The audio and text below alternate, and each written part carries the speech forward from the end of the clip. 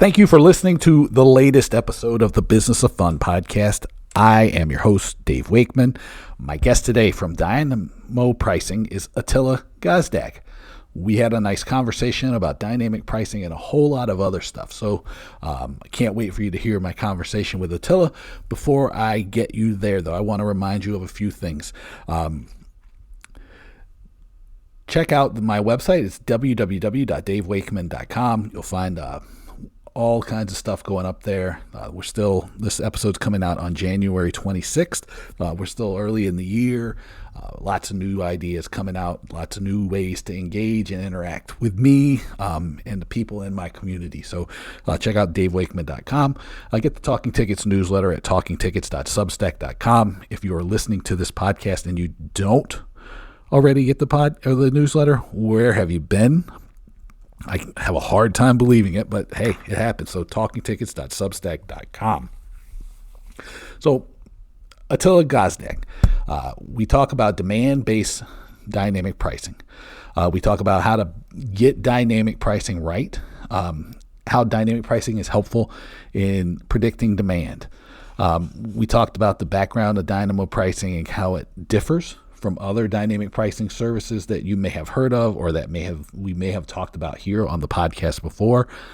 We talk about this idea of white glove customer service when it comes to working with dynamo pricing, which I thought was kind of interesting. We talk about some of Attila's background. He has some really cool experiences with huge entertainment organizations that I think is going to be helpful for you. We talk about his philosophy, how granular you can get with pricing, debriefing clients, algorithms, how to use historical data to predict things. We get into some examples. It's a great conversation about dynamic pricing.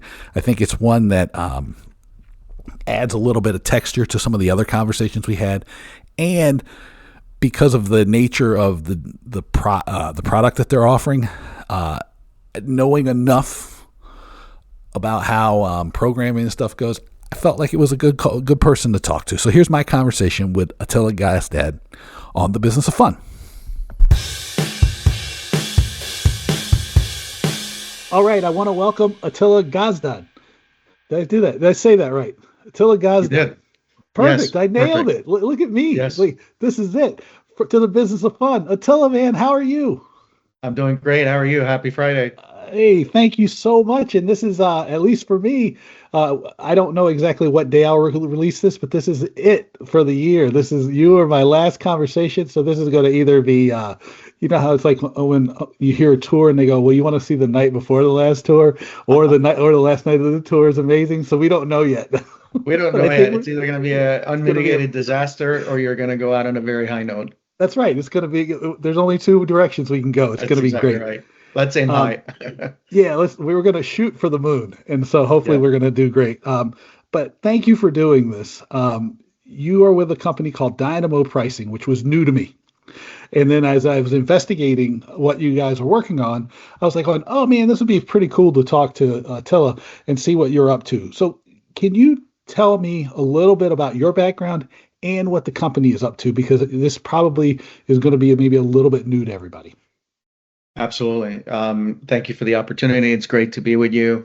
Let me maybe start with the company, and then I'm happy to kind of talk about my own background. Sure. So the company is Dynamo Pricing. This is a venture that was set up originally in Budapest, Hungary, and that is where software development and some of the functions remain, but it has expanded a great deal. The company was founded in 2017.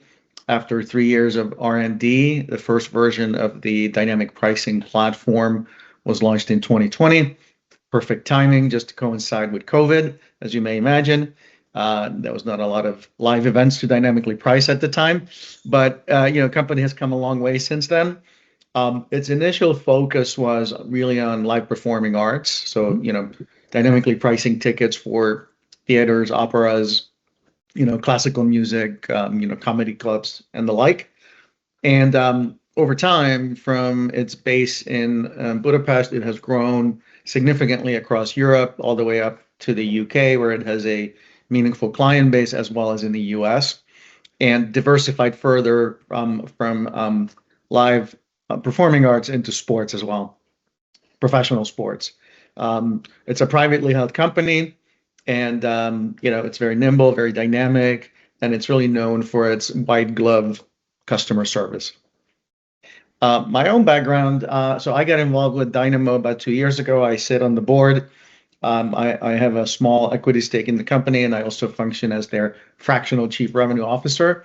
My own background is slightly different. I don't come from a ticketing world. My background is really primarily, media and sports, content licensing and distribution, both B2B licensing and direct to consumer.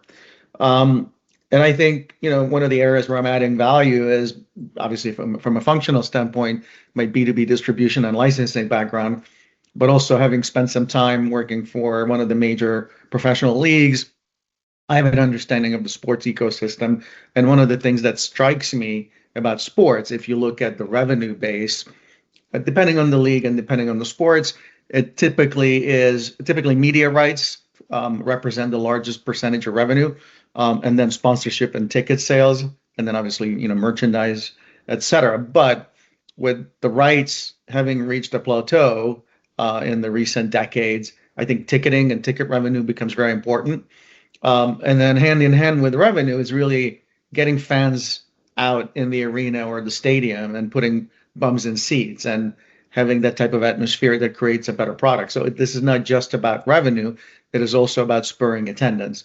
So going back and closing the loop on Dynamo, Dynamo really provides a dynamic pricing software, a platform, a technology tool. It also has an advisory business. And I think a fundamental understanding of dynamic pricing dictates that prices go up and down very dynamically, and sometimes oftentimes, especially as you get closer to an event. So that's how I would maybe wrap up my answer to your first question. Yeah. Well, let me ask you about this because, dynamic pricing and pricing is something that I'll talk about with people regularly. People even think that I have a great deal of knowledge about pricing, which I appreciate, because it's I know how important the pricing decision is. I'm curious because you talked about, just like the up and down, your background, the business's background, kind of the point of view. And because I've had a couple people on talking about dynamic pricing, and I know there's a bunch of different companies that offer a similar service.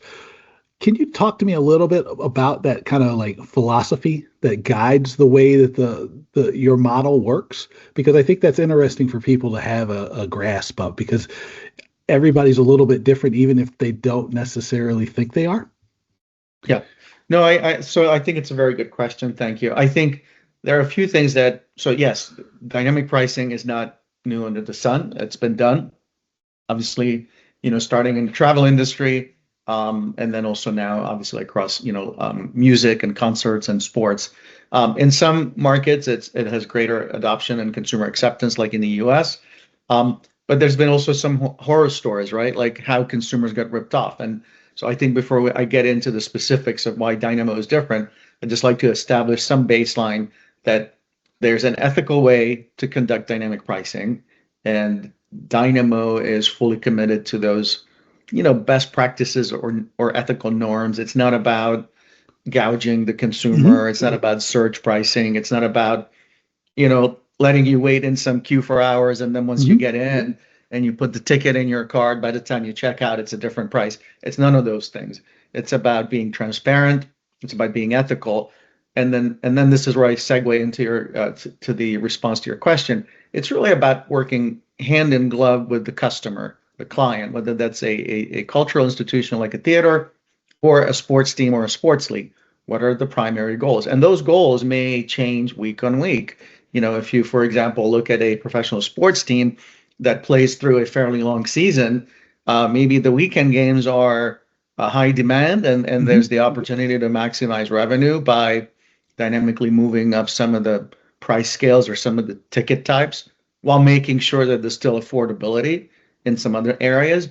And then if it's a weekday game in some of the outdoor sports, for example, professional baseball, if it's a Tuesday evening game and it's kind of getting rained out, it's really more about moving prices down, and being able to attract fans through attractively priced tickets. So it is not just going up, it's going up or down, and that's something that's highly customizable. And that's really one of the attributes of this platform that I think is different from some of the other companies in the space. It's highly customizable. It's super user friendly.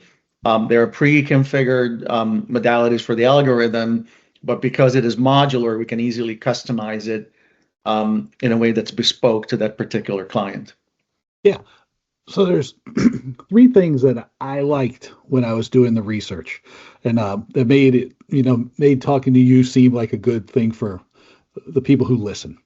Number one is I'm always telling people that there are pros and cons to dynamic pricing, and that Right. seems to be kind of baked into the philosophy. Number two was the idea of needing to understand that it's not a one size fits all solution, that there needs to be an attachment to your goals, your vision, the strategy that you have, which is not always, I mean, that's not always the case that comes through. And then the third thing is about the balance. And I know that people are probably going, well, aren't those all very similar? But they're not. And that was why I was wanted to talk to you about this, and I wanted to continue to highlight it because I think it's so important. Because for a lot of people, when they hear dynamic pricing, they think about it as like this blunt force tool that like is just going to like bludgeon people over the head. So I really appreciate it. And you were talking about how customizable the solution is. I want to ask about that, but the more the thing that stuck with me in your last answer the most was about the white glove service. And because I like that, I kind of came up in nightclubs, and then through the Centurion cards with American Express, so I understand high touch service. In this context, what does the white glove service mean for people? Sure. What it means is that we're not just licensing a boxed software product or just a SaaS product that here's your login, hit enter and you're on your own, just run it. I mean, obviously with tutorials and all that, it goes way beyond that. What we are providing is really a solution. The solution consists of the technology at the core, at the heart of it, but we also take the time to get under the hood and understand a customer's existing pricing model, to spend the time to analyze it and make recommendations even before dynamic pricing begins, where we see certain opportunities to improve that pricing model. We take a deep dive into historical data where that data is available. That historical data in turn then informs the predictive nature of the algorithm, which then in real time becomes responsive. So there's a predictive demand curve that rests on historical data, and then there's real-time oscillation of prices up and down. Now, the high-touch service comes in the form of that upfront work that we spend with the client to understand their ticketing structure, their nomenclature, the strategy, look at historical results, understand their budgets, what are their goals from a financial standpoint, what are their attendance goals, their KPIs in terms of per capita spend, et cetera. So that's a big piece of it. And we provide ongoing support. So we actually do debriefs with our key clients with a certain cadence. We not only explain to them what happened, but we give them the reason why the prices moved in a certain direction. One of the things we haven't talked about is, with the Dynamo system, the customer is in full control. So they set the minimum, they set the maximum. They can even limit the step change any given day or any given hour. So they have their hands on the handlebar. But when we have the debriefs and when we prepare what is oftentimes custom reporting, we identify areas of opportunity. We would come and say, look, you're completely sold out in this particular zone. You should consider raising your maximum, or the other way around. And sometimes we come up with findings that are surprising, that it's not always the highest price section that makes the most revenue. So Yeah. we provide that type of ongoing insight throughout the term of the license or the partnership. We kind of look at this more, as a partnership as opposed to a license. Yeah. And the power to set the power to price at a granular level is something that I was interested in. And I told you about some of the people I've worked with people in the past where it's they're very comfortable just pricing in big blocks. Yeah. And they're not necessarily as comfortable with the granularity.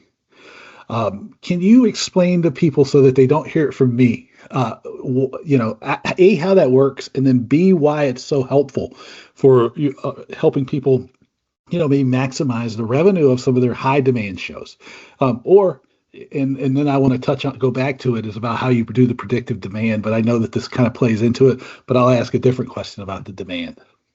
Sure. So yeah, absolutely. So first of all, Dynamo can certainly handle the granularity of creating smaller blocks of seats and zones.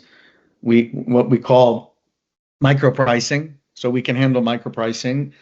So you could have a balcony front row, second row, third row. Then you could have the aisle seat, then close to the aisle seat or the center, the orchestra, or in a sports world, you could have infield reserve in a baseball stadium, but then you can differentiate between rows. I mean, we can handle SKUs all the way down to individual seat level inventory. So we have the type of micro pricing capability. The other thing that I think is worth highlighting, we can also create bundles. So if it's an event, it may be that it's a kind of a gated access that certain type of tickets would unlock access to a hospitality zone. We can attach parking or premium parking. We can attach a merchandise offer. So we're also able to, so there's a lot of flexibility on how you structure it.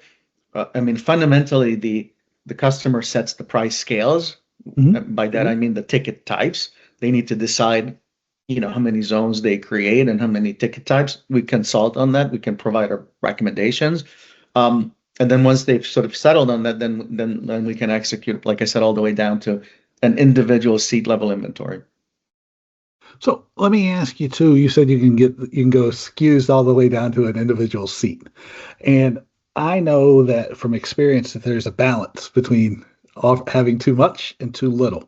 Yeah. Are there any kind of guidelines or rules of thumb that you recommend people walk through as they're thinking through this?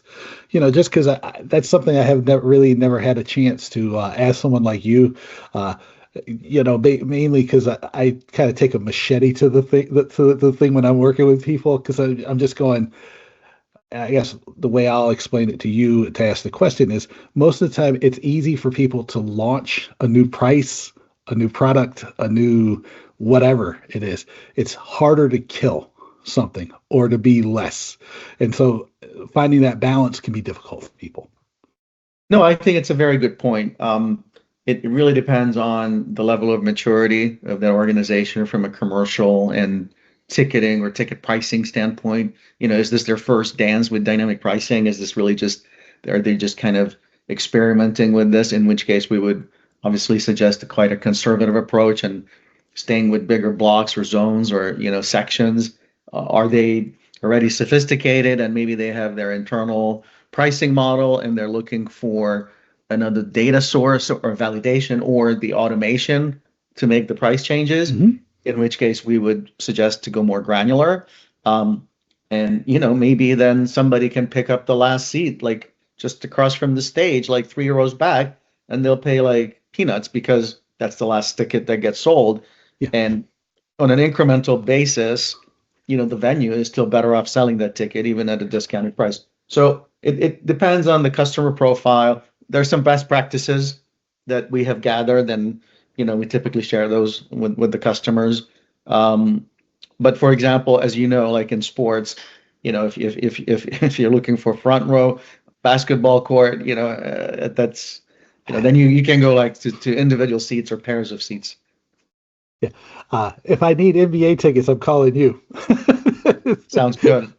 Call me, and I'll tell you who to call. Yeah. All right. So I was curious about the this idea too, though, of predictive demand, and you touched on it a little bit. And the way I want to frame the question is, I know that you talk about historical data, and and the way I explain it to people here or when I'm working with them is that you have to be careful about how you're using the data and the way you're using the data because um, everything that you're looking at happened in the past. And so then if you base everything on that assumption, then you're making the guess that everything's going to stay the same going forward. And that's risky at best. So I say like what you're looking for is directional correctness, and so I'm curious how you address that and how that plays out in your predictive demand model, because I'm curious about that. That's a really smart question. That's a really smart question. Yeah, that's exactly what you said. So the historical data forms the foundation of that predictive demand curve. That predictive demand curve is our best estimate at the time. It is not the absolute truth. It's kind of like think of it as a starting point, right? And we Mhm. also map it on the budget or the financial goals. Now, once the ticket sales process begins, then we adjust that predictive model in real time based on, many data points. Some of them are event specific, and some of them are external, and it could be, could be the weather, obviously for sports events. It could be, we look at the secondary market. It could be that particular team is a rivalry, and there's long history, and therefore we know that demand's going to go up. Or here's a player trade that was just announced, and or call up. So we look at a lot of data, and based on the various data points, we fine tune and continually adjust the algorithm, and the algorithm is very sensitive to those to the data and the variations in the data. So there's a continual adjustment process. So we don't look at statistical errors. We don't measure statistical errors based on the predictive demand curve, but instead in real time we correct that demand curve as we go along in the process of selling tickets. I hope that Yeah. makes sense. No, no, it makes sense to me. I'm often like with something like this because I understood what you're talking about because we kind of touched on it even earlier. I just wanted to be able to give people different perspectives on it because again I can kind of be like a blunt force tool sometimes, and I just go, look, this Yeah. is why you do it. But I like to have somebody who's like give a little more nuance so that I can go, well, here, don't listen to me, listen to this smart man over here. Um, Let me ask you this too, because of such the nature of all the different attractions, theater, sports, all these different things. There is a tendency in the live entertainment business for people to think that they live in these silos, right? And Yeah. they're all about like I am a special snowflake over here in my sports silo, and I am Broadway. Nobody can tell me a thing about anything else. Um, how much interplay across models comes into the into your pricing? Like how much is let me see if I can if I can ask this in a way that doesn't confuse everybody.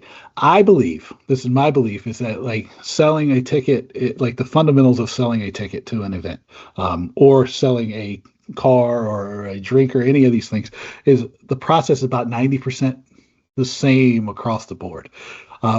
That's often a hard thing for me to get across to people. Um, but knowing that like the more information you have when you're driving a dynamic pricing model, the more effective the algorithm is going to be at setting the right prices.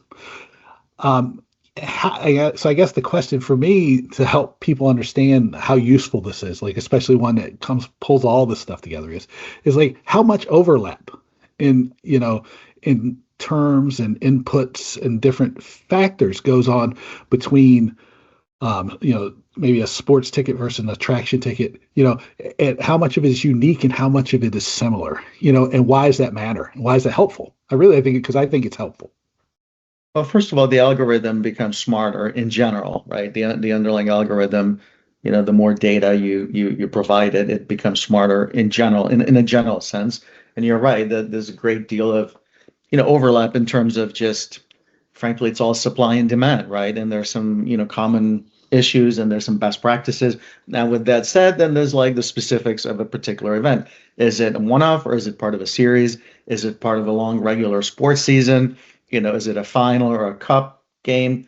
So there are those peculiarities. But for example, there's some learnings that we apply sometimes. Like there is a well-known comedy theater in one of Dynamo's markets that staged a large anniversary event in a sports arena that had capacity, 20 times of the size of their regular venue. And through that strategic consulting process, we discovered that a gradual release of seats, starting with the top and kind of skimming from the top, is the most appropriate strategy, and it worked, and it exceeded all expectations. We then were able to apply a similar strategic approach to a motorsport event that was held at the same venue, even though it's obviously a very different beast, a one-off motorsport event from a comedy theater performance. So there are some learnings. They're like those, like, oh well, we've done this here and that could work here, or there's some learnings that are applicable, that sort of thing. Yeah. I think to me, the answer to that you just gave is also a argument when you dig into it for understanding that, looking at the behaviors that drive actions as opposed to just trying to create a segmentation that's based off of really, I guess it's like kind of gut assumptions and, just sort of, I don't want to say logic because I think it's actually sort of illogical, but just like looking at the behaviors, because the behaviors are like often will lead you into new ways of approaching a market or approaching a selling opportunity.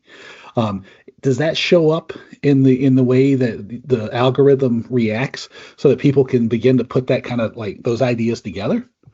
It does, more on a measurable, more in a measurable way as opposed to a qualitative way. So when you talk about consumer behavior, we try to measure some of those metrics. Like we look at, the website commerce analytics of the online purchase. We look at the shopping cart abandonment or conversion rates. That is a sign of the behavior, along with social media activity that's particular to that event. Or we look at Google search trends and Google Analytics.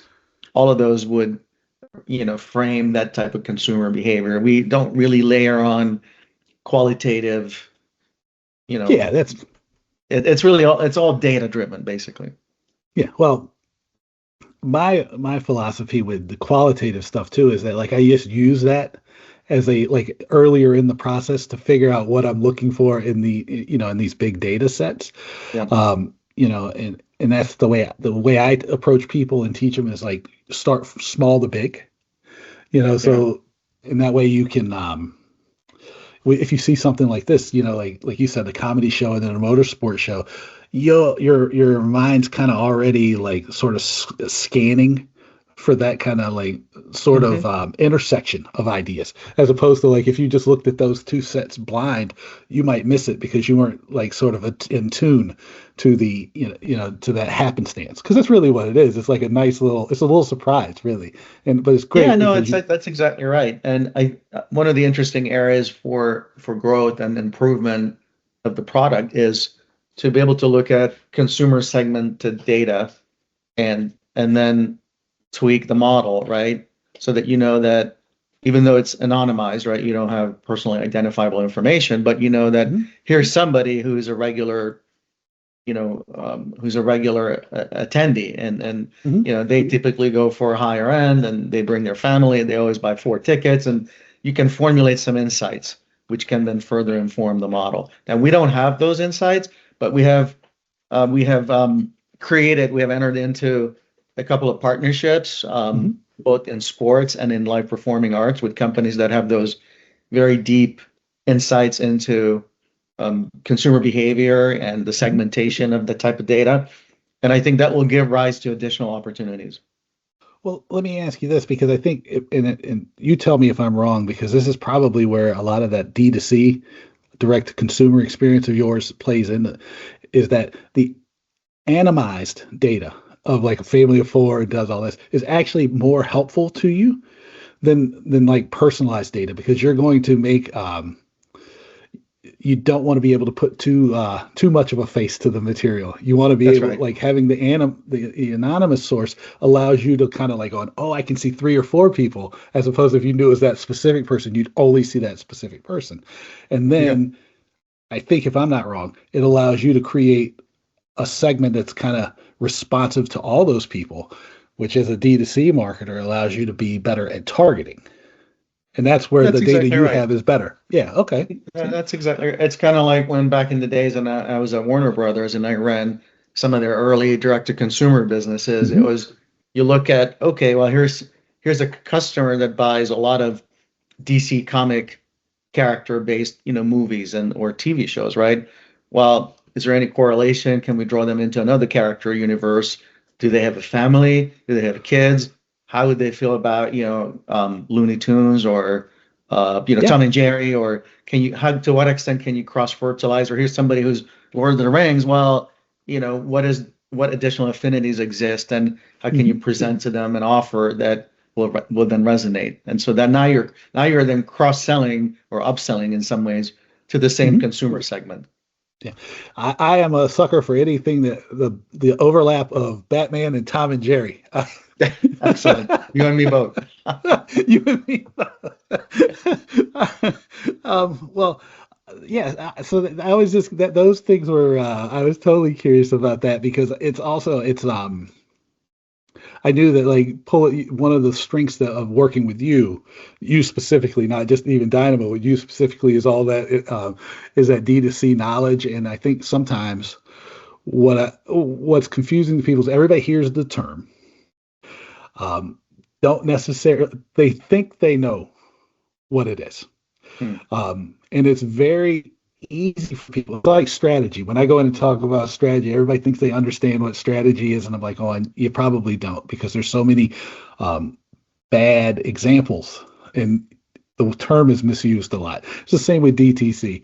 Um, and so I was curious about asking it that way. It was like going, I think that like the beauty of it is like if you have really good data, if you have an idea of the direction you're going in, and you are not even like crazy curious, just slightly curious, you can do a lot of really positive things in a short amount of time, and that's what I really liked about the model and the algorithm that you have offered up. Is like it's responsive in a way that makes it easy for somebody who's not buried in technology to understand, and that I really appreciated. So Thank you. um, Thank you. And yeah. then I would throw one other thing at you.